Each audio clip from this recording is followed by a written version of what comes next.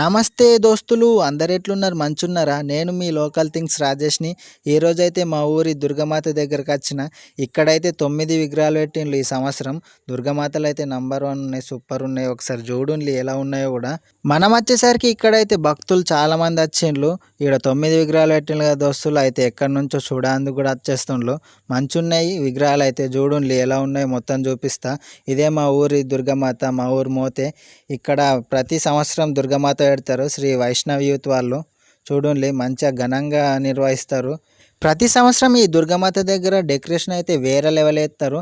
దుర్గమాతలు అయితే చూడండి గజ్జు అంటున్నాయి, మస్తున్నాయి, మస్తు అంటే మస్తున్నాయి. నాకైతే ఫుల్ నచ్చినాయి.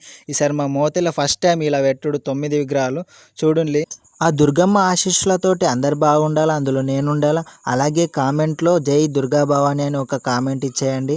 ఓకే దోస్తులు, మీకు నా వీడియోస్ నచ్చితే లైక్ చేయండి, లైక్ చేసి అందరికీ షేర్ చేయండి.